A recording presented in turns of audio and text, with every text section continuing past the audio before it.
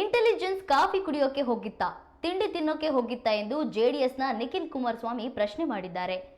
ಬೆಂಗಳೂರಿನಲ್ಲಿ ಮಾಧ್ಯಮ ಪ್ರತಿನಿಧಿಗಳ ಜೊತೆ ಮಾತನಾಡಿದ ಅವರು, ಪಹಲ್ಗಾಮ್ ಅಟ್ಯಾಕ್ ಆದಾಗ ಭದ್ರತಾ ವೈಫಲ್ಯ ಎಂದು ಹೇಳಿದರು. ಈಗ ಇದು ಗುಪ್ತಚರ ಇಲಾಖೆಯ ವೈಫಲ್ಯ ಅಲ್ವಾ ಎಂದು ಪ್ರಶ್ನೆ ಮಾಡಿದ್ರು. ಆರ್ಸಿಬಿ ತಂಡದ ನಾಯಕನಾಗಲು ಡಿಕೆಶಿ ಹೋರಾಡ್ತಿದ್ರ ಎಂದು ಕುಟುಕಿದರು. ಮತ್ತೆ ಅದನ್ನ ಪುನರ್ರಚನೆ ಮಾಡಬೇಕಾಗಿಲ್ಲ. ಹಲವಾರು ಮಂತ್ರಿಗಳ ಮಕ್ಕಳು, ಮೊಮ್ಮಕ್ಕಳು, ಅವರ ಸಂಬಂಧಿಕರು ಎಲ್ಲರೂ ಪಾಪ ಅವತ್ತು ನಿಂತ್ಕೊಂಡಿದ್ರು. ನಿನ್ನೆ ದಿನ ಆಯ್ತಣ್ಣ, ಅದೇ ತಮ್ಮ ಹತ್ರ ಎಲ್ಲ ಮಾಹಿತಿ ಇದೆ, ತೋರಿಸಿದ್ದೀರಿ, ನಿನ್ನೆ ಮಾಧ್ಯಮದಲ್ಲಿ ನೋಡಿದ್ದೀವಿ ನಾವು. ಅವರೆಲ್ಲ ಸುರಕ್ಷಿತವಾಗಿದ್ರಲ್ವಾ, ಅವ್ರಿಗೇನು ಸಮಸ್ಯೆ ಆಗಲಿಕ್ಕಿಲ್ಲ, ಏನೂ ಆಗಲಿಲ್ಲ. ಆದರೆ ಬಡವ್ರ ಮಕ್ಕಳ ಕತೆ ಏನು?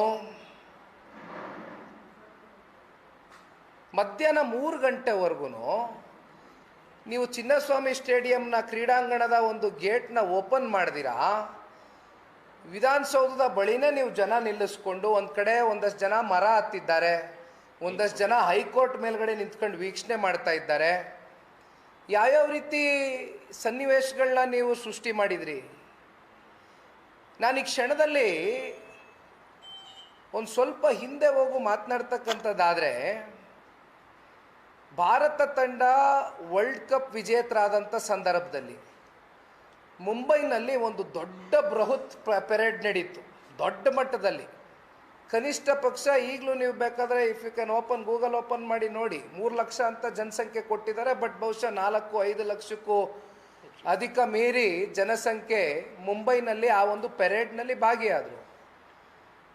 ಎಷ್ಟು ಅದ್ಭುತವಾಗಿ ಯಶಸ್ವಿಯಾಗಿ ಯಾರಿಗೂ ಒಂದು ದುರ್ಘಟನೆ ನಡೀತಾ ಇರ್ತಕ್ಕಂಥ ನಿಟ್ಟಿನಲ್ಲಿ ಯಾವ ರೀತಿ ನಡ್ಕೊಂಡ್ರು ಅವತ್ತು ಮುಂಬೈನಲ್ಲಿ ವರ್ಲ್ಡ್ ಕಪ್ ಗೆದ್ದಾಗ.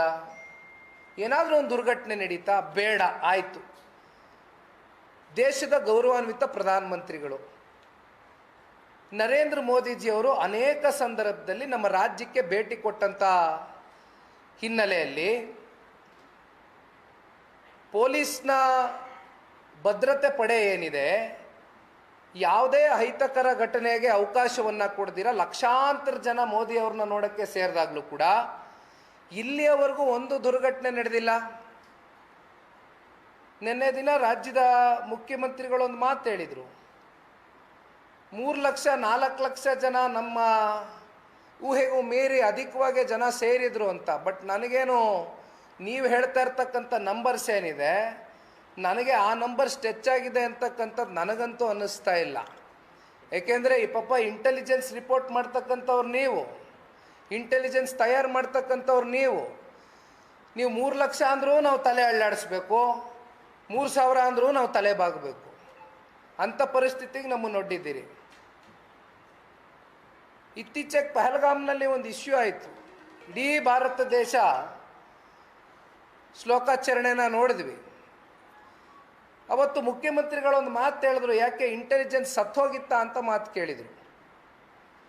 ಇವತ್ತು ಇಂಟೆಲಿಜೆನ್ಸ್ ಏನು ಕಾಫಿ ಕುಡಿಯೋಕ್ಕೆ ಹೋಗಿತ್ತಾ, ತಿಂಡಿ ತಿನ್ನಕ್ಕೆ ಹೋಗಿತ್ತಾ, ಎಲ್ಲಿಗೆ ಹೋಗಿದ್ರು ಇಂಟೆಲಿಜೆನ್ಸು? ಇದಕ್ಕೆ ಉತ್ತರ ಕೊಡಬೇಕಲ್ವಾ?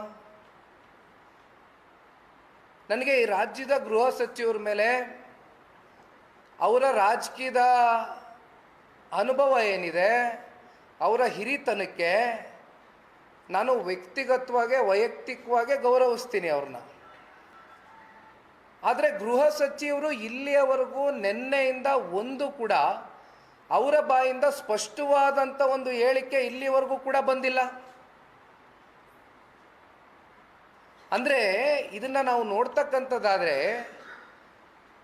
ಗೃಹ ಸಚಿವರ ಮೇಲೆ ಇವತ್ತು ಸವಾರಿ ಮಾಡಿ ತುಂಬ ಜನ GPA ತಗೊಬಿಟ್ಟಿದ್ದಾರೆ ಅಂತ ನನಗನ್ನಿಸ್ತಾ ಇದೆ, ಜನಕ್ಕೂ ಅನ್ನಿಸ್ತಾ ಇದೆ ಅಂತಕ್ಕಂಥದ್ದು ನಾನು ಅಂದ್ಕೊಂಡಿದ್ದೀನಿ. ಗೃಹ ಸಚಿವರ ಅಧಿಕಾರದ ಮೇಲೆ ಭಾಳ ಜನ ಅವ್ರ ಮೇಲೆ ನಿಂತು GPA ತಗೊಬಿಟ್ಟಿದ್ದಾರೆ. ನಮ್ಮ ನಾಡಿನ ಗೃಹ ಸಚಿವರು ವರ್ಕ್ ಫ್ರಮ್ ಹೋಮ್ ಮಾಡ್ತಾ ಇದ್ದಾರೆ ಅಂತಕ್ಕಂಥದ್ದು ನನಗೇನೋ ಅನುಮಾನ ಕಾಡ್ತಾ ಇದೆ. ವರ್ಕ್ ಫ್ರಮ್ ಹೋಮ್ ಕಾನ್ಸೆಪ್ಟಲ್ಲಿದ್ದಾರೆ ಅವರು. ಬಹುಶಃ ನಿನ್ನೆ ಆದಂಥ ಒಂದು ಪ್ರಕರಣ ಏನಿದೆ, ಇದ್ರ ಬಗ್ಗೆ ಅವ್ರಿಗೆ ಯಾವುದು ಮಾಹಿತಿ ಇದ್ದಂಗಿಲ್ಲ. ಅವರನ್ನು ಸಂಪೂರ್ಣ ಕತ್ಲೆನಲ್ಲಿಟ್ಟು ಈ ರಾಜ್ಯದ ಮುಖ್ಯಮಂತ್ರಿನೂ ಕೂಡ ಒಂದು ಹೆಜ್ಜೆ ಓವರ್ಟೇಕ್ ಮಾಡಿದಂಥ ಒಬ್ಬ ಮಹಾನ್ ಭಾವ. ಈ ರಾಜ್ಯದ ಗೌರವಾನ್ವಿತ ನಮ್ಮ ಉಪಮುಖ್ಯಮಂತ್ರಿಗಳು ಬಹುಶಃ IPL ತಂಡದಲ್ಲಿ ಏನಾದರೂ ಪಟಿದಾರ್ ಅಂತಕ್ಕಂಥ ಕ್ಯಾಪ್ಟನ್ ಏನಿದ್ದಾರೆ ಅವರ ಜಾಗದ ರಿಪ್ಲೇಸ್ಮೆಂಟ್ ಏನಾದರೂ ಈ ರಾಜ್ಯದ ಉಪಮುಖ್ಯಮಂತ್ರಿಗಳೇನಾದರೂ ಆಟ ಏನಾದರೂ ಆಡಿ 11 ಜನದಲ್ಲಿ ಕಪ್ ಗೆತ್ಕೊಂಡು ಬರಲಿಕ್ಕೆ ಏನಾದರೂ ಮುಖ್ಯವಾದಂಥ ಕಾರಣಕರ್ತರಾಗಿದ್ರ? ನನಗಂತೂ ಅನ್ನಿಸ್ಲಿಲ್ಲ. ಬೆಳಗಿನಿಂದ ಮಾತಾಡ್ತಾ ಇದ್ದೀವಿ, ಬಾಬಣ್ಣ ಅವ್ರು ಹೇಳಿದ್ರು, ಎಲ್ಲರ ಬಾಯಲ್ಲೂ ಕೇಳಿದ್ದೀವಿ. ಒಂದು ಕಡೆ 4 ಜನ 5 ಜನ ಸಾವಿನ ಪ್ರಕರಣ ಈ ರೀತಿ ಆಗಿದೆ ಅಂತಕ್ಕಂಥ ಸುದ್ದಿ ಕೇಳಿದ ಮೇಲೂ ಕೂಡ ಇನ್ನೊಂದು ಕಡೆ ಈ ಮಹಾನ್ ಭಾವ ಕಪ್ಪನ್ನು ಕೈಯಲ್ಲಿ ಇಟ್ಕೊಂಡು ಏನು ಕಪ್ಪಿಗೆ ಮುತ್ತು ಕೊಟ್ಟಿದ್ದು, ಸೆಲ್ಫಿ ತಗೊಂಡಿದ್ದು, ರೀಲ್ಸ್ ಕಟ್ ಮಾಡಿಸಿದ್ದು, ಗೌರ್ಮೆಂಟ್ ಗಾಡಿ ಇನೋವಾ ಗಾಡೀಲಿ ಕೈಯಲ್ಲಿ ಪಕ್ಕದಲ್ಲಿ RCB ಫ್ಲ್ಯಾಗ್ ಇಟ್ಕೊಂಡು ಓಹೋ, ನಾಚಿಕೆ ಮಾನ ಮರ್ಯಾದೆ. ನಿನ್ನೆ ಆದಂಥ ಒಂದು ಘಟನೆಗೆ ಕನಿಷ್ಠ ಪಕ್ಷ ನಿಮ್ಮ ಮುಖದಲ್ಲಿ ಏನಾದರೂ ಒಂದು ವಿಷಾದ ವ್ಯಕ್ತಪಡಿಸ್ತಕ್ಕಂಥ ಒಂದು ಭಾವನೆ ಆದರೂ ಕಾಣ್ತಾ, ಅದೇ ದರ್ಪ